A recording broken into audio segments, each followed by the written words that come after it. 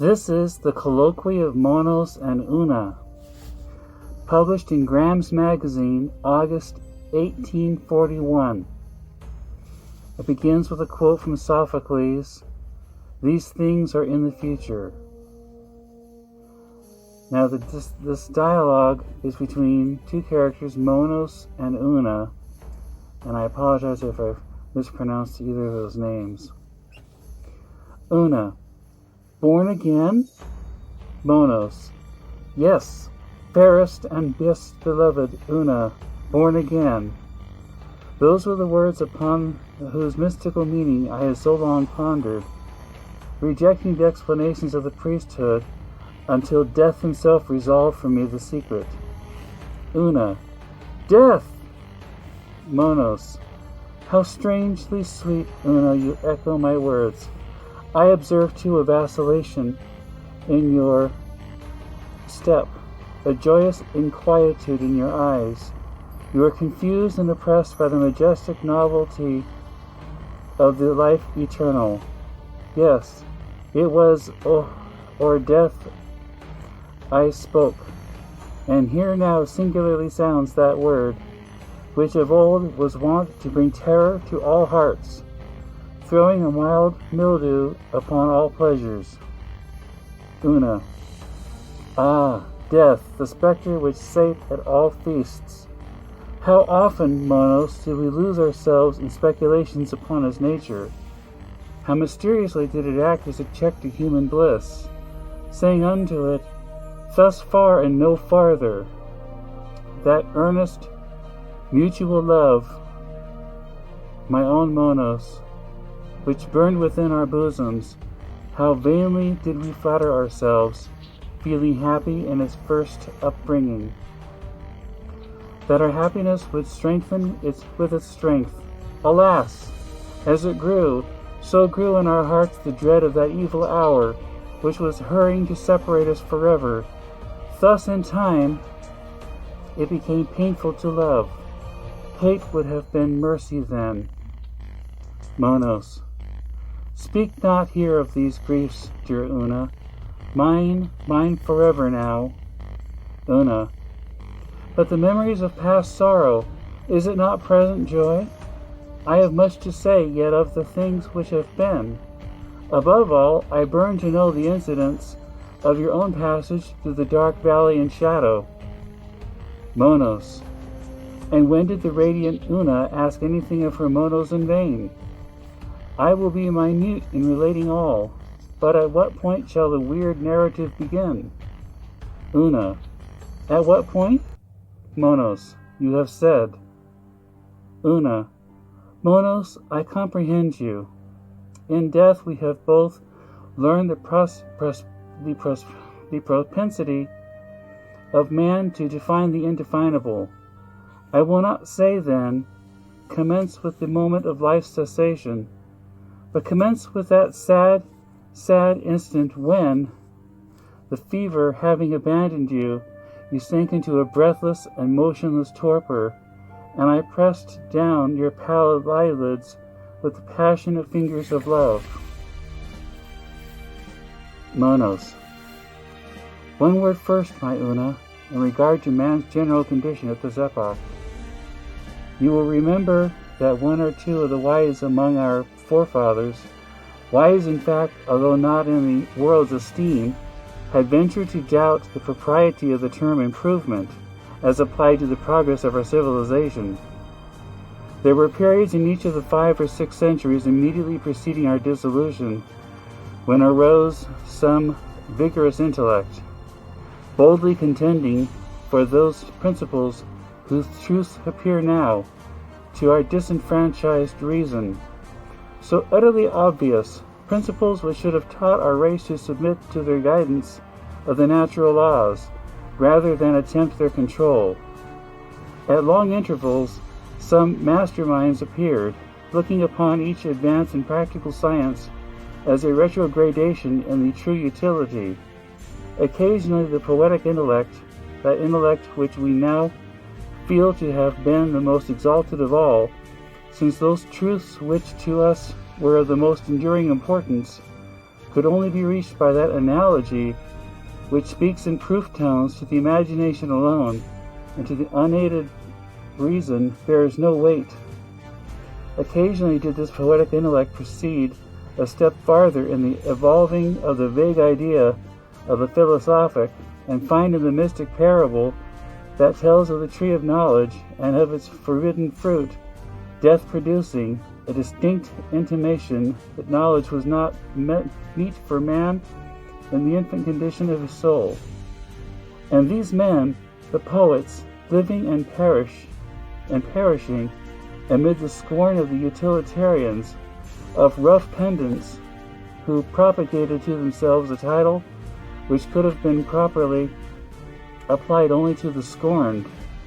These men, the poets, pondered piningly, yet not unwisely, upon the ancient days when our wants were not more simple than our enjoyments were keen, days when mirth was a word unknown, so solemnly deep-toned was happiness, holy, august, and blissful days, when blue rivers ran undammed between hills unhewn into far forest solitudes, primeval, odorous, and unexplored. Yet these noble exceptions from the general misrule served but to strengthen it by oppression. Alas, we had fallen upon the most evil of all our evil days.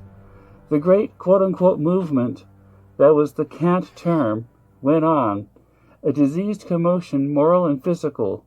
Art, the arts, arose supreme, and once enthroned, cast chains upon the intellect which had elevated them to power. Man, because he could not but acknowledge the majesty of nature, fell into childish exultation at his acquired and still increasing dominion over her elements. Even while he stalked a god in his own fancy, an infantine imbecility came over him. As might be suppressed from the origin of his disorder, he grew infected with system and with abstraction. He enwrapped himself in generalities. Among other odd ideas, that of universal equality gained ground, and in the face of analogy and of God, in despite of the loud warning voice of the laws of gradation, so visibly pervading all things in earth and heaven, wild attempts at the omniprevalent democracy were made. Yet this evil sprang necessarily from the leading evil, knowledge. Man could not both know and succumb. Meantime, huge smoking cities arose, innumerable. Green leaves shrank before the hot breath of furnaces. The fair face of nature was deformed as with the ravages of some loathsome disease. And methinks, sweet Una, even our slumbering sense of the forest and of the far-fetched might have arrested us here.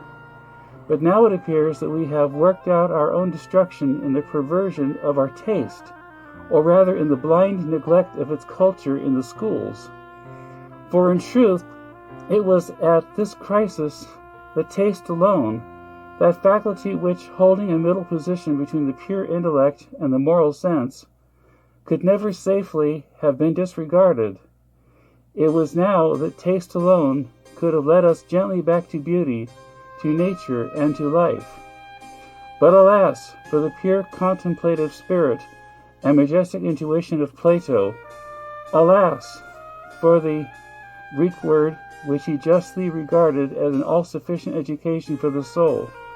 Alas for him, and for it, since both were most desperately needed when both were most entirely forgotten or despised. And there is an asterisk at the bottom. It would be hard to discover a better method of education than that which this experience of so many ages has already discovered, and this may be summed up as consisting in gymnastics for the body and music for the soul. And another one, for this reason is a musical education most essential, since it causes rhythm and harmony to penetrate most intimately into the soul, taking the strongest hold upon it, filling it with beauty, and making the man beautiful-minded. He will praise and admire the beautiful, will receive it with joy into his soul, will feed upon it, and assimilate his own condition with it. Music had, however, among the Athenians, a far more comprehensive signification than with us. It included not only the harmonics of time and of the tune, but the poetic diction, sentiment, and creation, each in its widest sense. The study of music was with them. In fact, the general cultivation of the taste of that which recognizes the beautiful, in contradistinction from reason, which deals only with the true. Pascal, a philosopher whom we both love, has said how truly, and a French quote that I'm not sure how to pronounce, we'll try this, que tout notre raisonnement se réduit et céder au sentiment. And it is not impossible that the sentiment of the natural, had time permitted it, would have regained its old ascendancy over the harsh mathematical reason of the schools. But this thing was not to be. Prematurely induced by intemperance of knowledge, the old age of the world drew on. This the mass of mankind saw not, or living lustily, although unhappily, affected not to see. But for myself, the earth's records had taught me to look for widest ruin as the price of highest civilization. I had imbibed a prescience of our fate from comparison of China, the simple and enduring, with Assyria the architect, with Egypt the astrologer, with Nubia more crafty than either, the turbulent mother of all arts. In history of these regions, I met with a ray from the future. The individual artificialities of the three latter were local diseases of the earth, and in their individual overthrows we had seen local remedies applied. But for the infected world at large, I could anticipate no regeneration, save in death. That man as a race should not become extinct, I saw that he must be quote-unquote born again. And now it was, fairest and dearest, that we wrapped our spirits daily in dreams. Now it was that in twilight we discoursed of the days to come, when the art-scarred surface of the earth, having undergone that purification which alone could efface its rectangular obscenities, should clothe itself anew in the verdure and the mountain slopes and the smiling waters of paradise, and be rendered at length a fit dwelling place for man. For man the death purged, for man to whom now exalted intellect, there should be poison and knowledge no more. For the redeemed, regenerated, blissful, and now immortal, but still for the material man. Una. Well, do I remember these conversations, dear Monos? But the epoch of the fiery overthrow was not so near at hand as we believed, and as the corruption you indicate did surely warrant us in believing, men lived and died individually. You yourself sickened and passed into the grave, and thither your constant Una speedily followed you. And though the century which has since elapsed, and whose conclusion brings us together once more, tortured our slumbering senses with no impatience of duration, yet, my Monos, it was a century still. Monos. Say rather a point in the vague infinity. Unquestionably it was in the earth's dotage that I died. Wearied at heart with anxieties which had their origin in the general turmoil and decay, I succumbed to the fierce fever. After some days of pain and many of dreamy delirium, replete with ecstasy, the manifestations of which you mistook for pain, which I longed, but was impotent to undeceive you, after some days there came upon me as you have said, a breathless and motionless torpor, and this was termed death by those who stood around me. Words are vague things. My condition did not deprive me of sentience. It appeared to me not greatly dissimilar to the extreme quiescence of him who, having slumbered long and profoundly, lying motionless and fully prostrate in a midsummer noon, begins to steal slowly back into consciousness through the mere sufficiency of his sleep, and without being awakened by external disturbances. I breathed no longer. The pulses were still. The heart had ceased to beat. Volition had not departed, but was powerless. The senses were unusually active, although eccentrically so, assuming often each other's functions at random. The taste and the smell were inexplicably confounded, and became one sentiment, abnormal and intense. The rose water, which your tenderness had moistened my lips to the last, affected me with sweet fancies of flowers, fantastic flowers, far more lovely than any of the old earth, but whose prototypes we have here blooming around us. The eyelids, transparent and bloodless, offered no complete impediment to vision. As volition was in the abeyance, the balls could not roll in their sockets, but all objects within the range of the visual hemisphere were seen with more or less distinctness. The rays which fall upon the external retina or into the corner of the eye, producing a more vivid effect than those which struck the front or interior surface. Yet in the former instance, this effect was so far anomalous that I appreciated it only as sound sweet or discordant as the matters presenting themselves at my side were light or dark in shade, curved or angular in outline. The hearing, at the same time, although excited in degree, was not irregular in action, estimating real sounds with an extravagance of precision, not less than that of sensibility. Touch had undergone a modification more peculiar. Its impressions were tardily received, but pertinaciously retained, and resulted always in the highest physical pleasure. Thus the pressure of your sweet fingers upon my eyelids, at first only recognized through vision, at length, long after their removal, filled my whole being with a sensual delight immeasurable. I say with a sensual delight. All my perceptions were purely sensual. The materials furnished the passive brain by the senses were not in the least degree wrought into shape by the deceased understanding. Of pain there was some little, of pleasure there was much, but of moral pain or pleasure none at all. Thus your wild sobs floated into my ear with all their mournful cadences, and were appreciated in their every variation of sad tones, but they were soft musical sounds, and no more.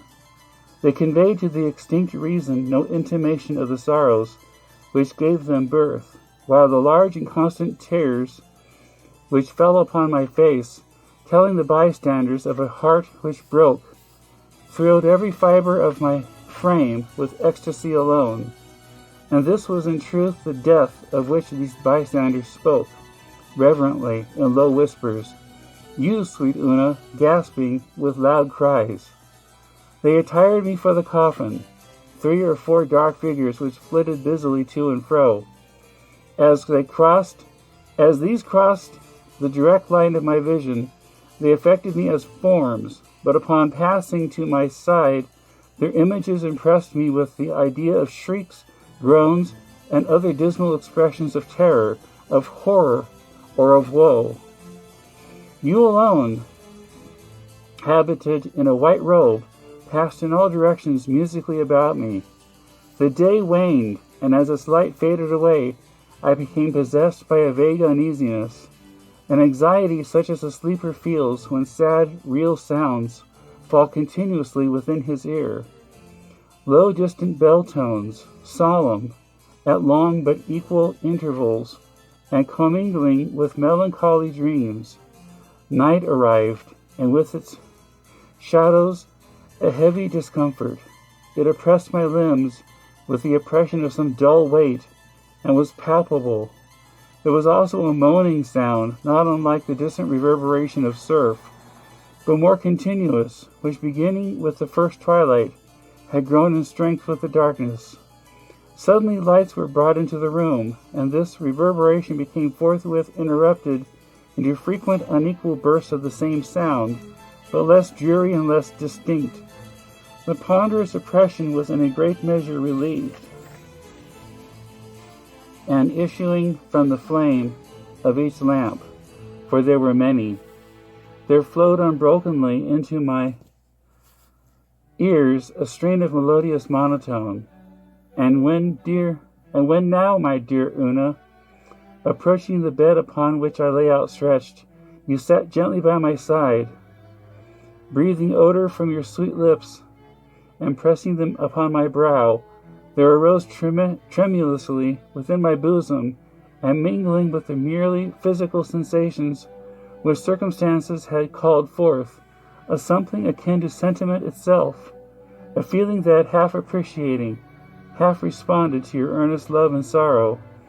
But this feeling took no root in the pulseless heart, and seemed indeed rather a shadow than a reality, and faded quickly away, first into extreme acquiescence, and then into a purely sensual pleasure as before. And now, from the wreck and the chaos of the usual senses, there appeared to have arisen within me a sixth, all perfect. In its exercise I found a wild delight, yet a delight still physical, inasmuch as the understanding had in it no part. Motion in the animal frame had fully ceased. No muscle quivered, no nerve thrilled, no artery throbbed. But there seemed to have sprung up in the brain that which, if no words could convey to the merely human intelligence even an indistinct conception, let me term it a mental pendulous pulsation. It was the moral embodiment of man's abstract idea of time. By the absolute equalization of this movement, or of such as this, had the cycles of the firmamental orbs themselves been adjusted. By its aid I measured the irregularities of the clock upon the mantel, and of the watches of my attendants. Their tickings came sonorously to my ears.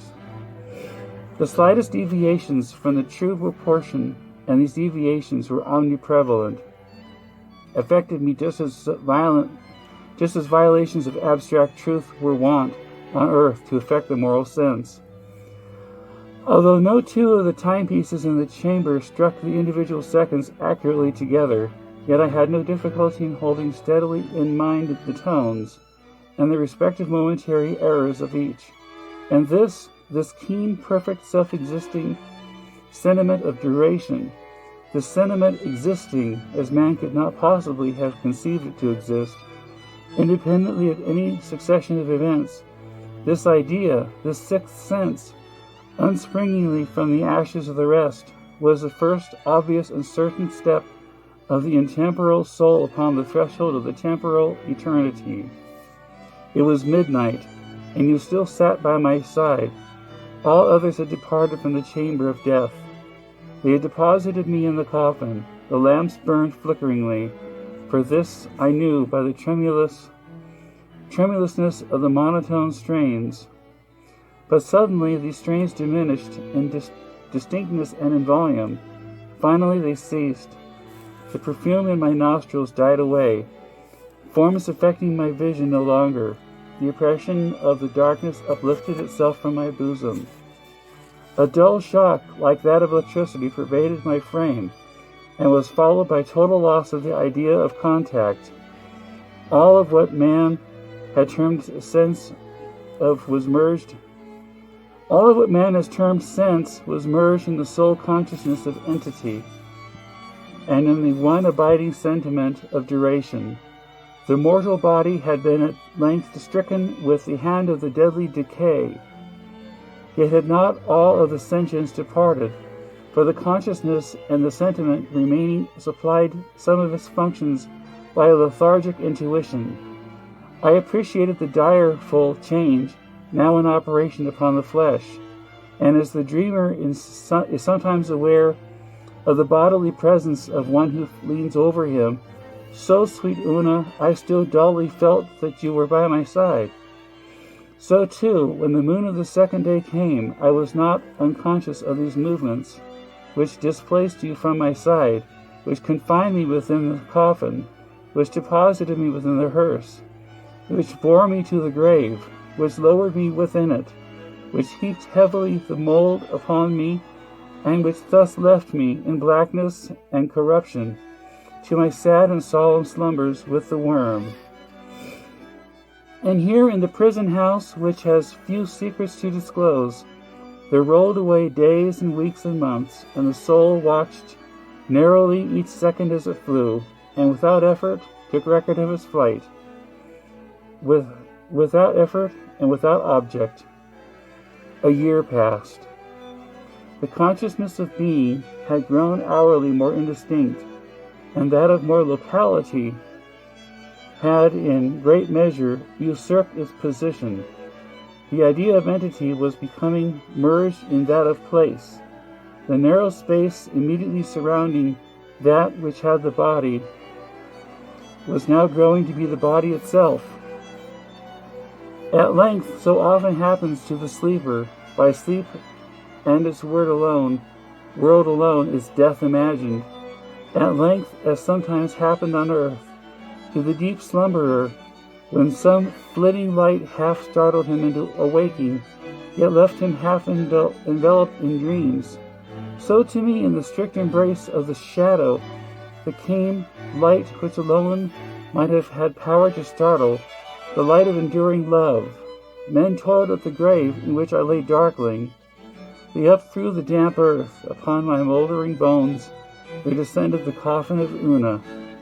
And now again all was void. That nebulous light which had extinguished, that feeble thrill had vibrated itself into quiescence. Many lustra had supervened. Dust had returned to dust. The worm had food no more. The sense of being had at length utterly departed, and there reigned instead of all things, dominant and perpetual, the autocrat's place and time. For that which was not, for that which had no form, for that which had no thought, for that which had no sentience, for that which was soulless, yet of which matter formed no portion, for all this nothingness, yet for all this immortality, the grave was still a home, and the corrosive hours co-mates. The end. This again is from the works of Edgar Allan Poe, which is a first edition published by Funk and Wagnalls in 1904. From Volume 9, Essays in Philosophy. Thanks for listening. Please like, subscribe, and comment.